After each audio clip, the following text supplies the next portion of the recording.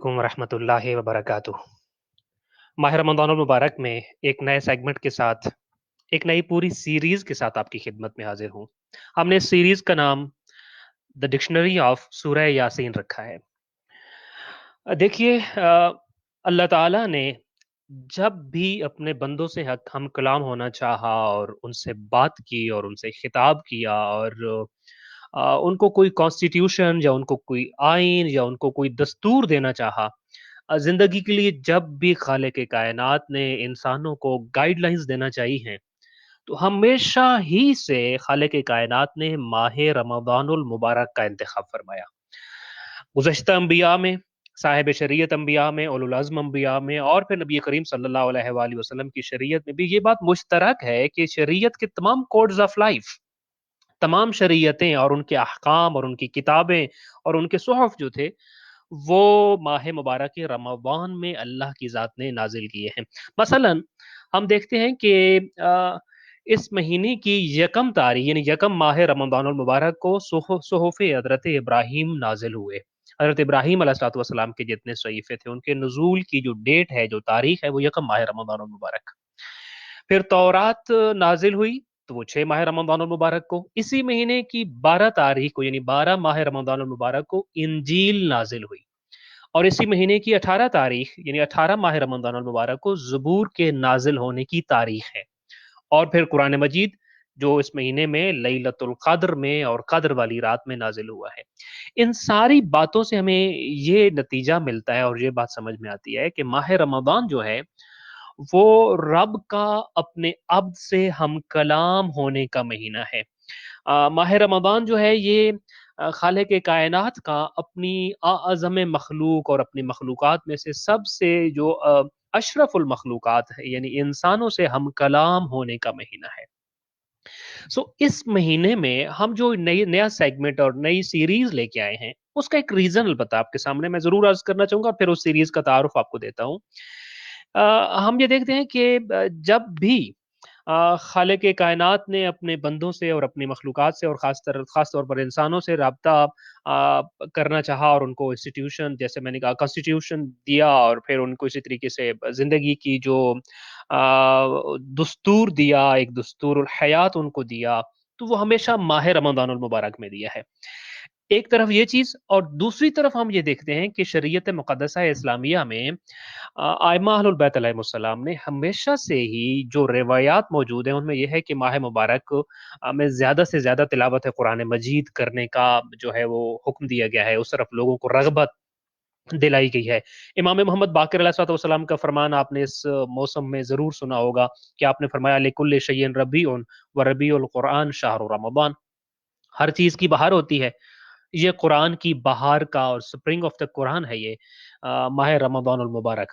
तो जैसा कि बहार में हर तरफ रौनक होती है, फूल खिलते हैं, हरियाली होती है, तो यूँ ही मोमिनीन के दिलों में कुरान मजीद का जो तासीर है और उसकी तिलावत है और मोमिनीन के क़ुलूब में जो उसका असर है, वो इसी तरीके से इस महीने में नज़र आता है। फिर इमाम सादिक अलैहिस्सलाम का फरमान है और आपने माह रमज़ानुल मुबारक के फ़ज़ाइल जब बयान कर रहे थे, तो उस ज़िमन में एक जुमला इरशाद फरमाया कि फ़स्तक़बलिश शहरा बिल कुरआन। वसाइल शिया की इस हदीस में आपने फरमाया कि देखो जब माह रमज़ानुल मुबारक आए, तो उसका इस्तिक़बाल तिलावत कुरान करीम के ज़रिए करो। यानी इस महीने में ज़्यादा से ज़्यादा तिलावत कुरान मजीद करें। आपके सामने अर्ज़ किया था कि नबी करीम सल्लल्लाहु अलैहि वसल्लम ने जब खुतबा शाबानिया इरशाद फरमाया, तो उसमें आपने एक जुमला उस खुतबे में इरशाद फरमाया था कि मन तला फ़ीहि आयतन मिनल कुरआन कान लहू मिस्लु अज्र मन ख़तमल कुरान फ़ी गैरिही मिनश शुहूर। कि जो इस महीने में एक आयत तिलावत करता है, वो बाकी महीनों में पूरा कुरान पढ़ के जितना अज्र और सवाब मिलता था, इस महीने में एक आया पढ़ने के बाद वो सवाब मिल जाता है इंसान को। अच्छा, इसी तरीके से फिर रिवायात और नरेशंस ये कहती हैं कि माह मुबारक में ख़त्म कुरान करना यानी कुरान मजीद की जितनी आयात और सूवर हैं, उन पूरी आयात और सूरतों की तिलावत करना आइम्मा अहलुल बैत अलैहिमुस्सलाम की सुन्नत और रविश है। बल्कि वसाइल शिया की एक रिवायत के मुताबिक तो आइम्मा ताहिरीन माह मुबारक में 10 मरतबा ख़त्म कुरान करते थे। یعنی ہر 3 دن بعد ایک ختم قرآن مجید جو ہے ائمہ اہل بیت علیہ السلام کی روش تھی اور ان کی سنت تھی۔ ایک روایت تو جو محدث قمی نے نقل کی ہے، اس میں تو یہ ہے کہ بعض ائمہ کے بارے میں یہ بھی منقول ہے کہ وہ ماہ مبارک کے رمضان میں 40 مرتبہ قرآن مجید کا ختم فرماتے تھے۔ امام زین العابدین علیہ الصلوۃ والسلام سید الساجدین کے حوالے سے ایک روایت کا تذکرہ موجود ہے کہ اس مہینے میں امام علیہ الصلوۃ والسلام آیات الہی سے کلام فرماتے یا پھر دعا سے، یعنی دعا اور قرآن کے علاوہ کوئی لفظ زبان پر نہ لاتے تھے۔ یہ دو باتیں آپ کے سامنے عرض کرنے کے بعد اب ایک نتیجہ اور پھر انشاءاللہ اسی سے ہم ایک نئی سیریز کا آغاز کرتے ہیں۔ یہاں ایک سوال یہ ہے کہ اس مہینے میں قرآن مجید پڑھنے کی اتنی سفارش کیوں کی گئی؟ اس مہینے کو بہار کہا گیا قرآن مجید کا، پھر اسی طریقے سے کہا گیا کہ اس مہینے کا استقبال بالقرآن کرو، پھر اسی طریقے سے ایک آیا عام مہینوں میں پورے قرآن جتنا درجہ رکھتی ہے ثواب کے حساب سے، پھر 10 مرتبہ ائمہ اہل البیت علیہ السلام قرآن ختم فرماتے، بعض ائمہ 40 مرتبہ فرماتے۔ امام زین العابدین علیہ الصلوۃ والسلام کے حوالے سے تو یہ کہ آپ تلاوت قرآن یعنی آیات قرآنی اور مناجات و دعا کے علاوہ کوئی چیز اپنی زبان سے اس مہینے میں ارشاد نہ فرماتے، تمام کلام اور گفتگو انہی چیزوں پر مشتمل ہوتی تھی۔ تو یہ اس قدر جو سفارش ہم دیکھ رہے ہیں کہ پھر اس چیز کو میرے اور آپ کے لیے سنت ائمہ اہل البیت علیہ السلام قرار دیا گیا کہ اس مہینے میں کم از کم ایک مرتبہ ختم قرآن مجید کیا جائے۔ تو اس مہینے میں اتنی سفارش کیوں ہے؟ دیکھیے، قرآن وہ کلام ہے کہ جو مصدر وحی سے بندوں کے لیے صادر ہوا اور بندوں کے لیے نازل ہوا ہے، اور اسی مہینے میں نازل ہوا ہے جس سے اس وقت ہم گزر رہے ہیں۔ لہٰذا جب میں اور آپ تلاوت قرآن کرتے ہیں تو اس تلاوت قرآن کا مطلب کیا ہے؟ تلاوت قرآن یعنی یہ یاد دہانی کہ اس ماہ میں خدا اپنے بندوں سے یا رب اپنے عبد سے یا خالق اپنی مخلوق سے ہم کلام ہوا ہے۔ لہٰذا میں وقت نکال کر جلیس القرآن بیٹھ کر بن کر بیٹھوں تو صحیح اور سنوں وہ قرآن کہتا کیا ہے۔ اس مہینے میں جو اتنی سفارش کی گئی ہے کہ قرآن مجید کو آپ زیادہ سے زیادہ پڑھیں، اس کا ایک مقصد یہ ہے کہ تاکہ جب میں قرآن پڑھوں گا تو اللہ نے تو اپنا کلام بھیجا ہے نا، اپنی گفتگو بھیجی ہے، وہ کلام کس کے لیے؟ میرے لیے آیا ہے، ہمارے لیے آیا ہے۔ جب ہم اس کلام کو پڑھیں گے تو پھر ہمیں معلوم ہوگا کہ اس میں کہا کیا گیا ہے، کیونکہ دیکھیے کہیں بھی کوئی بھی آرڈر جب تک آپ کو موصول نہیں ہوتا، آپ تک پاس نہیں ہوتا، آپ اس آرڈر کو obey نہیں کر سکتے۔ جب تک آپ کو کوئی اچھی چیز پتہ نہیں چلتی، آپ اس اچھی چیز پہ عمل نہیں کر سکتے۔ پہلا زینہ یا پہلا قدم یہ ہوتا ہے کہ ان چیزوں کی معلومات مل جائے۔ یہ مہینہ قرآن مجید کو پڑھ کر قرآن مجید کے تھرو جو میرے اور آپ تک میسج پہنچا ہے اس میسج کو ریسیو کرنے کا اور موصول کرنے کا مہینہ، اس لیے زیادہ سے زیادہ سفارش کی گئی ہے۔ البتہ جو جیسا کہ آپ عموماً سنتے بھی رہتے ہیں کہ اگر آپ چاہتے ہیں کہ اللہ آپ سے ہم کلام ہو تو قرآن مجید پڑھیے۔ اچھا، اللہ نے تو آپ سے کلام کر دیا، قرآن مجید میں ساری باتیں بیان کر دیں۔ اب اس مہینے کے تلاوت کے بعد جو سب سے زیادہ چیز ریکمینڈڈ ہے وہ دعا ہے، مناجات ہے۔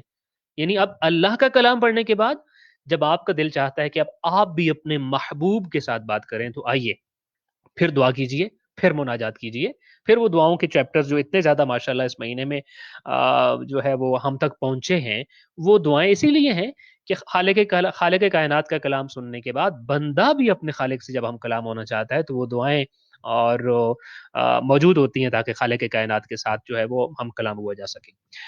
اچھا، جب ہم قرآن مجید پڑھ رہے ہوتے ہیں تو ایک اہم بات یہ ہے کہ قرآن کی تلاوت ثواب ہے، اس میں کوئی شک نہیں، مگر قرآن کے نزول کا مقصد یعنی قرآن اللہ نے کیوں بھیجا، کیا یا میرے اور آپ کے گھر میں قرآن کیوں موجود ہے، یا میرے اور آپ کی زندگی میں قرآن کا کیا عمل دخل ہے؟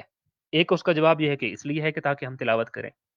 تو کیا قرآن محض تلاوت کے لیے آیا ہے کہ ہم قرآن کی تلاوت کر لیں تو اس کا مطلب ہے جو قرآن جس مقصد کے لیے نازل ہوا وہ مکمل ہو گیا؟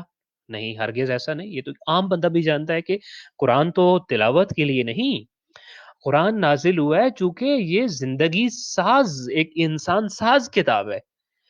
قرآن نازل اس لیے ہوا تاکہ میں اور آپ اس قرآن پر عمل کریں۔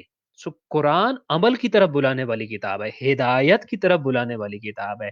कुरान दिलों को पाक और पाकीज़ा करने वाली किताब है। कुरान इंसान को अल्लाह के करीब कर देने वाली किताब है। कुरान इंसान की इंसानियत को बहाल करके आला मरातिब की तरफ ले जाने वाली किताब है। और ये कब होगा?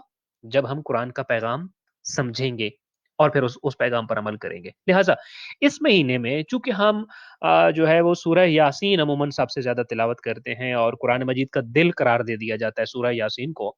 तो कुरान समझने के लिए 2 चीज़ें दरकार होती हैं। एक चीज़ तो ये है कि आपको कुरान मजीद में जो स्ट्रक्चर इस्तेमाल हुआ है, जो तरकीब जुमले में इस्तेमाल हुई है, जिसको हम इल्मुन नहव कहते हैं, इल्मु सर्फ़ कहते हैं, फिर मानी व बयान के उलूम हैं, वो कहते हैं।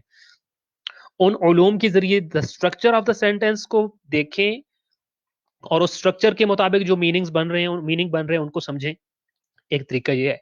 दूसरा ये फिर वहाँ जो वोकैब्युलरी है, उस वोकैब्युलरी को उन उन उन वर्ड्स को समझें और ख़ास तौर पे अरबी ज़ुबान तो बहुत ज़्यादा चाशनी वाली और पुरलुत्फ़ ज़ुबान इसलिए है कि हर वर्ड जो है वो अपनी पूरी फ़ैमिली रखता है और फिर बड़े मज़े की बात ये है कि हर वर्ड के पीछे एक हिस्ट्री है कि वो कहाँ से उसने उसका इब्तिदाई मीनिंग कहाँ है और वो अमूमन एक देहाती ज़िंदगी से, एक सादा ज़िंदगी से जुड़ा हुआ होता है। वो जो उस ज़माने का कल्चर था, उससे जुड़ा हुआ होता है। फिर वो लफ्ज़ और उसका माना कैसे ट्रैवल करते हैं और फिर ट्रैवल करते हुए कैसे एक इस्तिलाह या टर्म की शक्ल इख्तियार कर लेते हैं। That is a really very interesting procedure. दूसरा तरीका जो मैं आपके सामने अर्ज़ कर रहा था कि वो ये है कि हम एट लीस्ट वोकैब्युलरी जो है, ज़ख़ीरा अल्फ़ाज़ के हिसाब से अल्फ़ाज़ के इस्तेमाल को हम जान लें कि डिक्शनरी में अरबी की जो डिक्शनरीज़ हैं, उनमें अल्फ़ाज़ के बारे में उनकी मीनिंग क्या है ताकि जब कहीं किसी आया में उन अल्फ़ाज़ का इस्तेमाल होता है, तो कम अज़ कम 40, 50, 60% हम उस आया को समझने की पोज़ीशन में हों, वगरना दूसरे उलूम तो सीखने के लिए यकीनन दीनी दर्सगाहें और वो ख़ास किस्म के माहौल दरकार हैं कि जो यकीनन हम इस तरह से यहाँ से प्रोवाइड नहीं कर सकते। सो इसलिए सूरह यासीन क़ल्ब कुरान कहा जाता, फिर हम सबसे ज़्यादा पढ़ते हैं, फिर इसके अल्फ़ाज़ से बहुत ज़्यादा मानूस हैं, लिहाज़ा हमने चाहा कि सूरह यासीन के वो अल्फ़ाज़ जो यहाँ हम पढ़ते हैं, उनके जो मीनिंग है, उनकी तरफ हम मुतवज्जे करें अपने आप को, अपने मोहतरम व्यूअर्स को, लिसनर्स को, ताकि वो लफ्ज़ यहाँ या कुरान मजीद में किसी भी और जगह इस्तेमाल हो, तो आप उसके बारे में एक एक लफ्ज़, एक पूरा कॉन्सेप्ट होता है। बाज़ अल्फ़ाज़ ऐसे हैं कुरान मजीद के कि जो पूरा एक नज़रिया पेश करते हैं। तो वो लफ्ज़ जब क्लियर होगा, तो वो एक लफ्ज़ क्लियर नहीं होगा बल्कि एक पूरा नज़रिया क्लियर होगा और वो उस नज़रिए को समझकर फिर हम कुरान मजीद की बारहा और मुख्तलिफ जगहों पे वो लफ्ज़ इस्तेमाल होता है, तो उन आयात को समझना हमारे लिए बहुत आसान हो जाएगा। सो हमने तकरीबन 200 राउंड अबाउट 200 वर्ड्स का इंतखाब किया सूरह यासीन में से।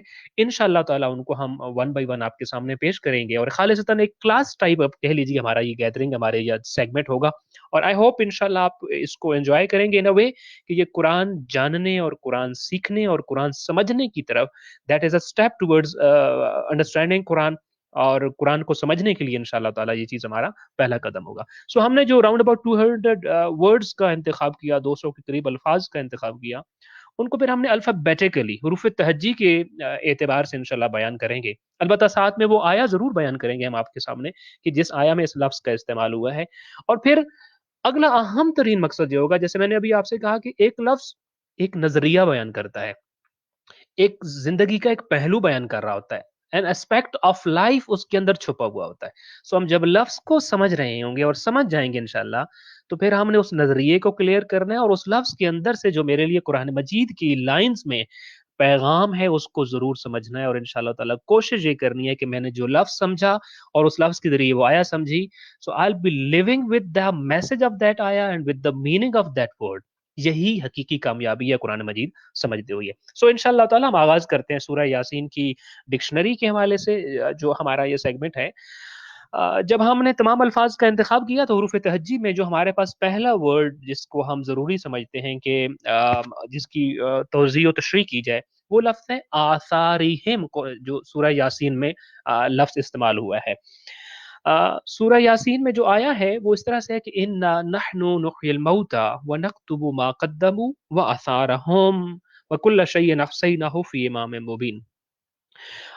यहाँ लफ्ज़ व आसारहुम आया हो। आसार जो है ये इसके जो रूट लेटर्स हैं वो अलिफ, सा और रा हैं। अ, असर जो है उर्दू ज़ुबान में बहुत ज़्यादा इस्तेमाल होता है ये लफ्ज़। I am sorry. अमूमन हम देखते हैं कि उर्दू ज़ुबान में इसका इस्तेमाल असर का भी और इसका जो आगे जमा है या जो प्लूरल है उसका भी बहुत ज़्यादा। मसलन मैं आपको अगर मिसाल दूँ, अमूमन कहते हैं ना ये फलां चीज़ का असर हो गया है, फलां पे फलां शख्स की सोहबत का असर हो गया है। इस चीज़ पर फलाने चीज़ का असर पड़ गया है, इस चीज़ के ऊपर मौसम का असर पड़ गया है। असर असर भी हमारे यहाँ लफ्ज़ इस्तेमाल होता है, असर की 2 जमा हैं, एक वो जो अरबी में इस्तेमाल होती है आसार, एक वो जमा या प्लूरल जो उर्दू खुद असर की बनाता है वो होता है असरात। लिहाज़ा हम असर को भी इस्तेमाल करते हैं, आसार को भी उर्दू में इस्तेमाल करते हैं। मसलन हम वो कहते होते हैं जी कि आसार कदीमा, इसी तरीके से गुस्से के आसार, खुशी के आसार फलां शख्स के चेहरे पर आए। इसी तरीके से असरात भी लफ्ज़ हम इस्तेमाल करते हैं जो कि इसी असर की जमा है। हम जैसे कहते हैं गर्म मौसम के असरात जो हैं वो ये होते हैं और सर्दियों के असरात ये हैं और फलाँ दवाई और फलाँ मेडिसिन के असरात ये हैं और ये चीज़ें उसमें आती हैं। सो असर भी हम उर्दू में लफ्ज़ इस्तेमाल करते हैं, आसार भी इस्तेमाल करते हैं और असरात भी इस्तेमाल करते हैं और ये तकरीबन इसका जो उर्दू में माना है, ये वही बनता है तकरीबन उसके करीब-करीब है जो अरबी ज़ुबान में जिस माना में ये लफ्ज़ इस्तेमाल होता है। लेकिन बहुत इंटरेस्टिंग बात अगर मैं आपके सामने अर्ज़ करूँ, जिससे हमने इंशाल्लाह एक बात ख़ास तौर पे समझनी है आप आज आज के दिन में, वो ये है कि अरब लोग चूँकि मैंने पहले अर्ज़ किया ये देहाती माहौल था और ऊँट पालते थे, जानवर पालते थे। अब ऊँट अरबों के पास बहुत ज़्यादा होते थे और इतने ज़्यादा ऊँट कि अमूमन उन सब ऊँट को देखते ही पहचान लेना उनके लिए मुश्किल होता था कि ये मेरा ऊँट है या किसी और का है और चूँकि तादाद बहुत ज़्यादा होती थी उनके पास फिर इतनी ज़्यादा मिकदार में ऊँट मौजूद होते थे, तो लिहाज़ा अरब लोग ये करते थे कि अपने-अपने जानवरों के ऊपर निशानियाँ लगा लेते थे कि ये मेरा जानवर है। अब ऊँट के ऊपर जब निशानी लगाई जाती थी, तो ऊँट का जो पाँव है, उसके तलवा चूँकि वो बिल्कुल हमवार होता है, तो उसके तलवे के ऊपर वो निशान लगाते थे और फिर उसके लिए एक लफ्ज़ इस्तेमाल करते थे कि आसरतुल बईरा यानी मैंने ऊँट के तलवे पर निशान लगाया है, लगा लिया है कि ताकि गुम होने की सूरत में मुझे मेरा ऊँट ढूँढने में आसानी हो और वो जो है वो ऊँट मैं वापस ले ले लूँ। इसी तरीके से शायद आपने देखा हो कि घोड़े की जो पीठ होती है, उसके ऊपर भी वो निशान लगाते थे, मुख्तलिफ कबीला हर कबीले का एक ख़ास निशान होता था और ऊपर निशान लगा देते थे कि अगर ये गुम हो जाता है, तो फिर वो निशान के ज़रिए उनको मालूम हो जाता था, कहीं मिलता था कि ये हमारा ऊँट है, ये हमारा घोड़ा है, ये हमारा जानवर है। लिहाज़ा आसार का इब्तिदाई तरीन माना जो हमें मिलता है, वो ये है कि किसी चीज़ को निशान ज़दा कर देना, किसी चीज़ के ऊपर निशान लगा देना, किसी चीज़ के ऊपर अलामत लगा देना ताकि वो चीज़ फिर जिसकी अलामत लगी हुई है, उसके नाम से पहचानी जाए। जिस कबीले की अलामत लगी हुई है, वो जानवर उसी कबीले का शुमार होगा और उसी कबीले के नाम से पहचाना जाएगा। कुरान में ये लफ्ज़ बिल्कुल इसी अंदाज़ में इस्तेमाल हुआ है। कुरान मजीद में इरशाद होता है कि सीमाहुम फी वुजूहिहिम मिन असर सुजूद। बहुत खूबसूरत माना कि कसरत सुजूद की वजह से मोमिनों की पेशानियों पर निशान पड़ गए हैं। मिन असर सुजूद, असर वही चीज़ है। जैसे मैंने अभी आपसे कहा असर का माना क्या है? निशान ज़दा करना। असर का मतलब है अलामत लगाना। मोमिन के ऊपर भी एक अलामत लगी होती है। जैसे उन कबीलों में जो अरबों में पाए जाते थे, कबीले के जो मालिक होते थे उन जानवरों के, वो मालिक अपने जानवरों के ऊपर अलामत लगाते थे ताकि हर कोई पहचान ले कि ये मेरा जानवर है। इंसान भी ऐसे जो है वो आज़ाद नहीं है। अल्लाह ये फरमाता है जो इंसानों में से मोमिन हैं वो भी निशान ज़दा हैं। उनके ऊपर भी अलामत लगी हुई है। किस चीज़ की अलामत है? मिन असर सुजूद, असर अलामत लगाना। आसार उसी की जमा है, मैं बार-बार जो आपके सामने अर्ज़ कर रहा हूँ। सो मोमिन भी निशान ज़दा होता है। मोमिन के ऊपर भी ये अलामत छोड़ी जाती है, अलामत मौजूद होती है ताकि पहचाना जाए कि ये किसका है। जैसे मैंने अभी आपको अर्ज़ किया कि उस ज़माने में वो निशान लगाने के बाद वो जानवर उसी कबीले के नाम से पहचाने जाते थे, फलाँ कबीले का जानवर है। तो अल्लाह ये फरमाता है सीमाहुम फी वुजूहिहिम, मैं जो निशान लगाता हूँ वो तलवों पे नहीं लगाता। जब मेरे नाम से पहचाना जाता कोई चाहता है ना वो अल्लाह के कबीले के ज़रिए पहचाना जाए कि ये अल्लाह के कबीले में से, अल्लाह वालों में से है, मोमिनीन में से है, सालिहीन में से है। तो फिर अल्लाह ये फरमाता है कि फिर उनकी भी एक निशानी है और वो निशानी बताती है कि ये मेरा है और वो निशानी कहाँ लगती है? पाँव पे नहीं, पेशानी के ऊपर लगती है। लेकिन वो निशानी लगाने के लिए जिसके ऊपर निशानी लगती है, उसको मेहनत करना पड़ती है, खालिक कायनात के सामने इस कदर झुकना पड़ता है कि उनकी पेशानियों पर निशान पड़ जाते हैं। लिहाजा सीमाहुम फी वजूहिहिम मिन असर सुजूद का मतलब यह है कसरत सुजूद से उनके पेशानियों पर निशान पड़ गए थे। पुराने ज़माने में अरबों में जब ऊँट पर मालिक जब निशान लगाता था तो ये निशान उस शख्स के मालिक होने की दलील होता था। इसी तरह जब इस्लाम हमारे कल्ब और रूह पर असर करता है, मालिक ऊँट पर क्या करता था? असर लगाता था। कहता था ना मैंने अपने ऊँट पर असर लगा दिया है, असर कर दिया है। इसी तरीके से जब इस्लाम हमारे कल्ब और रूह पर असर करता है तो इसका मतलब क्या होगा? कि हमारे दिलो-दिमाग पर इस्लाम ने अपना असर छोड़ दिया है और अपनी अलामत लगा दी है इस्लाम ने, जो कभी नहीं मिट सकती, जैसे उन जानवरों के ऊपर से वो अलामतें नहीं मिटती थीं। अब इस्लाम के असर करने का मतलब है कि जब मैंने इस्लाम कबूल कर लिया, जब मैं मोमिन हूँ और मेरे ईमान ने मुझ पे असर किया, तो कुछ ऐसी अलामतें लगाई हैं, कुछ ऐसी डायरेक्शंस दी हैं, कुछ ऐसे आमाल दे दिए हैं कि जो अपना असर छोड़ेंगे, वो अपनी अलामत लगा दी, वो कभी नहीं मिट सकती है। लिहाजा हम इस्लाम के निशान ज़दा बन जाते हैं। सो ईमान का असर हो जाना या इस्लाम का असर हो जाने का मतलब ये है कि वो आमाल जो इंसान को मुमिन या मुसलमान बनाते हैं, वो अमाल हमारे रूह पर असर हो कर दें, हमारे रूह पर अपना निशान छोड़ दें।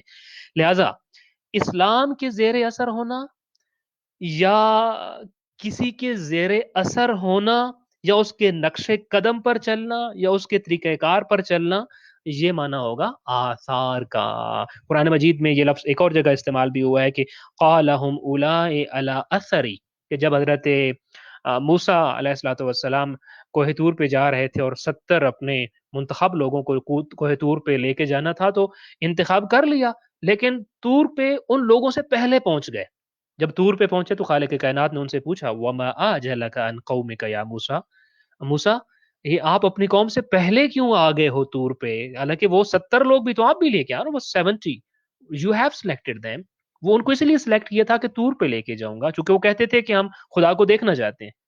तो जब पहुँचे तो खालिक कायनात ने पूछा कि आप उनसे पहले क्यों आ गए हो? तो जवाब में यही लफ्ज़ हज़रत मूसा का शामिल है, उनके कलाम में शामिल है। क़ाला तो मूसा अलैहिस्सलातु वस्सलाम ने कहा, हुम उलाए अला असरी, कि वो जो हैं, वो मेरे नक्शे कदम पर हैं। वो मेरे तरीक़ाकार के पाबंद हैं। मैं आ गया हूँ तो वो भी आएँगे।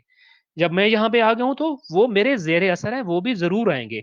हुम उलाए अला असरी यानी वो मेरे पीछे आ रहे हैं, मेरे नक्शे कदम पर आ रहे हैं।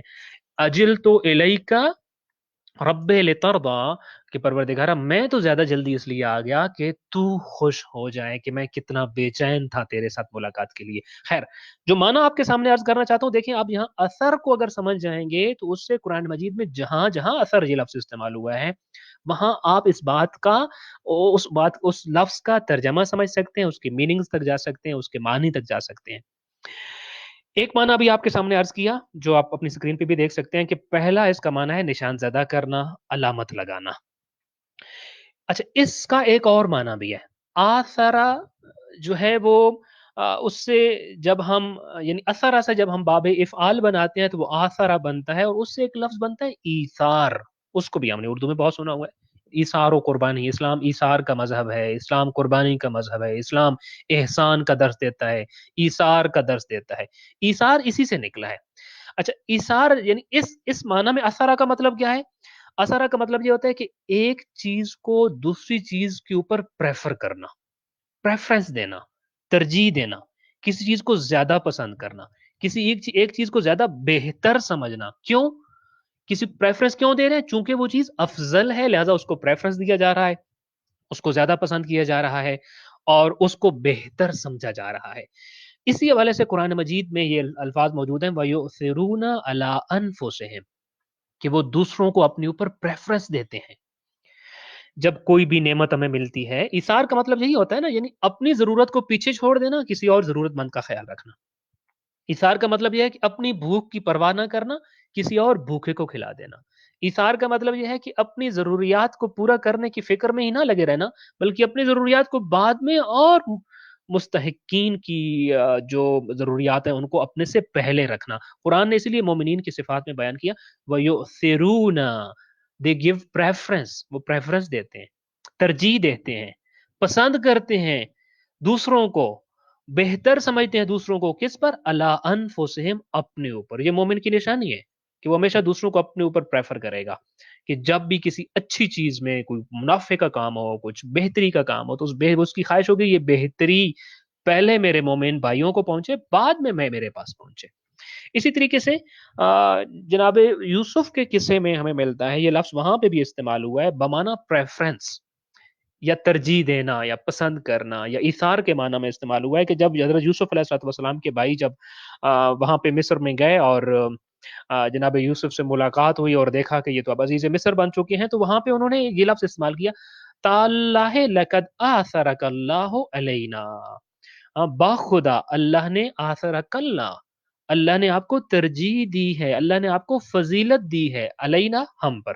अल्लाह ने हमारी निस्बत आपको ज़्यादा पसंद किया, अल्लाह ने आपको जो है हमारे ऊपर तरजीह दी है। व इन कुन्ना लखातीन, बेशक हम ही खताकार थे, हम ही गलती पर थे, लिहाजा अल्लाह ने आपको हमारे ऊपर फजीलत दी है। सो असरा का एक माना निशान ज़दा होना, अलामत होना, दूसरा माना होता है तरजीह देना, पसंद करना। साथ साथ अगरचे मैं मेरे ख्याल में अर्ज करता जाऊं कि हमने इससे अपने लिए जो मैसेज निकालना है वो क्या है।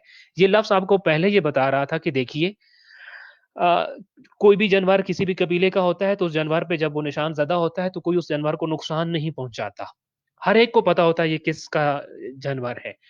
इंसान जब आया है, तो क्या ये जानवर से भी कम कीमत है? यकीनन। इसको देख के भी तो पता चलना चाहिए कि ये आज़ाद है, ये भी किसी का बंदा है। और कुरान मजीद ने फरमाया सीमाहुम फी वजूहिहिम मिन अथर सुजूद।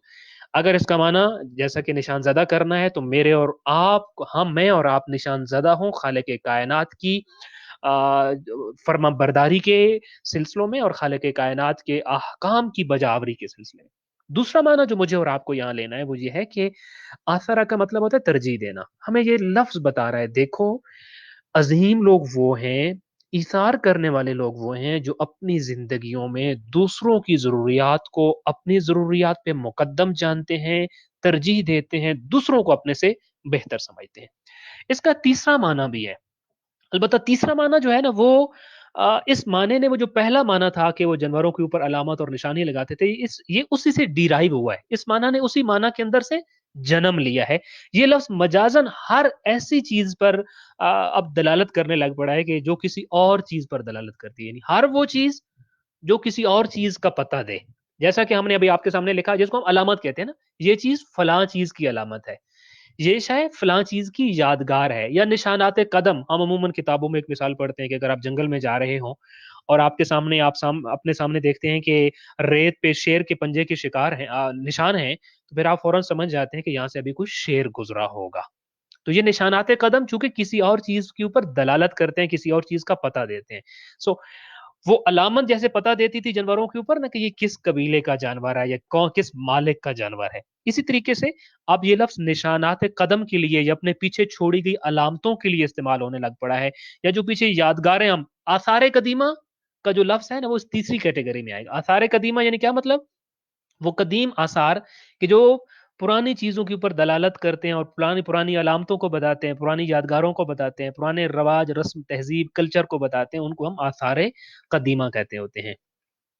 यहाँ इस आया में ये जो लफ्ज़ इस्तेमाल हुआ है, बिल्कुल इसी माने में ख़ास तौर पे इस्तेमाल हुआ है। वनक्तुबु मा कद्दमू व आसारहुम। वनक्तुबु, और हम वो अमाल लिख लेते हैं, मा कद्दमू, जो वो आगे भेजते हैं, व आसारहुम, और हम वो भी लिखते हैं उनके नेको बद आमाल, आसारहुम, जो वो पीछे छोड़ जाते हैं, जो उनके निशानाते कदम, वो आगे चले गए मगर कदमों का निशान पीछे छोड़ गए। कब्र में जाने के बाद जो कुछ पीछे छोड़ के गए हैं, उससे भी जो नेक या बद आमाल सरजद होते हैं, वो भी लिखे जाते हैं। यकीन जानिए, यहाँ पे पहुंच के एक लम्हे को इंसान सोचता है कि यहाँ रहते हुए मुझे अपनी कब्र की और बरज़ख की और हश्र की फ़िक्र है। यानी जब यहाँ ज़िंदगी गुज़ार रहा हूँ, तो अपने आगे की फ़िक्र करो। तो क्या जब मैं और आप आगे चले जाएँगे, तो वहाँ मुतमईन हो जाएँगे? नहीं। जब हम सोचते हैं कि हम कब्र में होंगे या बरज़ख में होंगे, तो आगे का सोचकर फिर अपने पीछे की और अपने बाद की फ़िक्र लग पड़ती है कि मैं जो कुछ छोड़ के आया, कहीं ऐसा तो नहीं कि वो मासियत परवरदिगार में इस्तेमाल हो रहा हो, कि इसलिए कि कुरान तो ये कह रहा है वनक्तुबु मा कद्दमू व आसारहुम, जो कुछ तुमने आमाल अच्छे या बुरे करके आगे भेजे, हमने उनका रिकॉर्ड भी रखा हुआ है। تو تمہارے چلے جانے کے بعد تمہارے آثار ہیں، جو تمہارے پیچھے چیزیں جو تم چھوڑ گئے ہو، تمہارے نشانات قدم ہیں، جو تمہاری وراثت ہے، جو کچھ تم نے پیچھے چھوڑا، اس سے بھی جو اچھا یا برا ہوگا ہم وہ بھی لکھتے ہیں۔ سو تیسری معنی میں بھی ہمیں ایک پیغام مل رہا ہے اور ایک میسج مل رہا ہے کہ دیکھو، مولا علی علیہ السلام نے فرمایا تھا کہ فی حلال ہی حساب و فی حرام ہی عقاب۔ دنیا کا سب سے بڑا پرابلم یہ ہے کہ آپ اس کو حلال طریقے سے کماتے ہیں، حلال جگہ پہ خرچ کرتے ہیں، مگر پھر بھی حساب تو دینا پڑے گا۔ حلال کے اوپر بھی حساب ضرور ہے اور بڑا ڈیٹیل میں حساب ہے۔ وفی حرام ہی، اور اگر خدا نہ خواستہ حرام آ گیا اس میں، پھر صرف حساب نہیں، عقاب ساتھ میں سزا بھی ہے۔ یہ کیسی دنیا ہے جس پہ ہم دل لگائے ہوئے ہیں کہ جب یہاں رہنے کا ٹائم ہے تو آگے کی فکر کھائے جا رہی ہے، اور جب میں آگے کے لیے مطمئن ہونے لگ پڑتا ہوں کہ چلے الحمدللہ ہم آگے کے لیے کچھ تیاری کر رہے ہیں اور کچھ کام کر رہے ہیں، تو پھر ادھر کی فکر ستانے لگ پڑتی ہے کہ میرے پیچھے کیا کیا چھوڑ کے جاؤں گا میں، اور کیسے یقین کروں گا۔ حضرت زکریا کی ایک فکر یہی تھی نا، ہم نے سورہ مریم میں پڑھا ایک اور سیگمنٹ میں، کہ ان کی فکروں میں سے ایک فکر یہ تھی کہ خالق کائنات، یہ جو میں مال و دولت چھوڑ کے جا رہا ہوں، یہ میرے بعد اگر نااہل لوگوں کے ہاتھوں میں آ گیا تو انہوں نے معصیت پروردگار کے اڈے کھول لینے یہاں پہ، لہٰذا مجھے ایک ایسا وارث عطا فرما جو اس مال کا وارث بنے اور اس کو معصیت کے اوپر خرچ ہونے سے روک دے، بلکہ یہ تیری رضا کے لیے خرچ ہو، تیرے کنبے پر، تیری مخلوقات پر خرچ ہو۔ دیکھیے، ایک لفظ تھا، تین معنی تھے، اور تین کی تین فل فلیج میننگ بھی ہیں اور ہمارے لیے بہت بڑا پیغام بھی ہے۔ پہلا پیغام میرے اور آپ کے لیے یہ ہے، ہمیں کوشش کرنی ہے ہم نشان زدہ ہو جائیں، اسلام کا نشان ہمارے اوپر لگ جائے، ایمان کا نشان لگ جائے، اللہ کے قبیلے کا نشان ہمارے اوپر لگ جائے، اور وہ قرآن کے بقول باقی نشانیاں بھی ہو سکتی ہیں، ان میں سے ایک نشانی یہ ہے سیماہم فی وجوہہم من اثر السجود۔ دوسرا پیغام اس ایک لفظ کا ہمارے لیے یہ اثر کا ایک لفظ یہ ہے کہ دیکھو، ایثار کرو، ہمیشہ اپنے مومن بھائیوں کے اپنے اوپر ترجیح دو، ہمیشہ ترجیح دو، اللہ کو یہ بڑا پسند ہے۔ اور پھر تیسرا جو اس معنی کا پیغام ہے، اور خاص طور پر سورہ یاسین میں یہ لفظ استعمال بھی اسی معنی میں ہوا ہے، وہ یہ ہے کہ دیکھو، جو کچھ تم اس دنیا میں کرتے ہو، آگے بھیجتے ہو اپنے اعمال میں سے، وہ سب کچھ بھی ریکارڈڈ، اور تمہارے جانے کے بعد جو کچھ تم پیچھے چھوڑ گئے، اچھا یا برا، اچھا استعمال ہوگا تب بھی، برا استعمال ہوگا تب بھی، وہ تمہارے کھاتے میں ریکارڈ ہو جائے گا۔ تمہارے نیک و بد اعمال جو تم پیچھے چھوڑ جاتے ہو، ان کا ریکارڈ بھی اللہ کے پاس ہوتا ہے۔ لہٰذا اس دنیا میں اتنا ہی دل لگاؤ جتنا اس کا حساب و کتاب کی تیاری کر سکتے ہو۔ دعائے خالق کائنات ہمیں قرآن مجید کے الفاظ کو سمجھنے اور ان کے اوپر انشاءاللہ تعالی اپنی آئیڈیالوجی کو ٹھیک کرنے، اپنا نظریہ ٹھیک کرنے، اپنی سوچ کو بدلنے، اس لیے کہ سوچ بدلتی ہے تو عمل بدلتا ہے، جب تک سوچ نہ بدلے عمل کبھی نہیں بدل سکتا۔ ان الفاظ سے، قرآن مجید کی آیات سے، قرآن مجید کے حروف سے ہمیں اپنے سوچ، فکر، نظریے، خیال کو بدلنے کی توفیق عطا فرمائے، کہ یہی ضمانت ہے کہ انشاءاللہ اس سے ہماری جب سوچ بدلے گی، ہمارا عمل بدلے گا، اور عمل ہی یہ کسی کی کامیابی یا ناکامی کی ضمانت ہوتا ہے۔ دعائے خالق کائنات ہمیں نیک اعمال کرنے اور اعمال سیئات سے دور رہنے کی توفیق عطا فرمائے، واجبات پہ عمل پیرا ہونے اور محرمات سے اجتناب کرنے کی توفیق عطا فرمائے۔ خاص طور پہ ماہ رمضان المبارک کی ہر ساعت اور ہر گھڑی اور ہر لحظہ سے بھرپور استفادہ کرنے اور اللہ کی برکتوں کو سمیٹنے، اللہ کی رحمتوں سے فیضیاب ہونے اور اللہ کی مغفرت سے مستفید ہونے والوں میں ہمارا شمار فرمائے۔ اللہ نے ہمیں اپنا مہمان بنایا ہے، خالق کائنات کی اس ضیافت میں ہمیں اپنے گناہوں کی معافی تلافی کرنے کی توفیق عطا فرمائے۔ والسلام علیکم ورحمۃ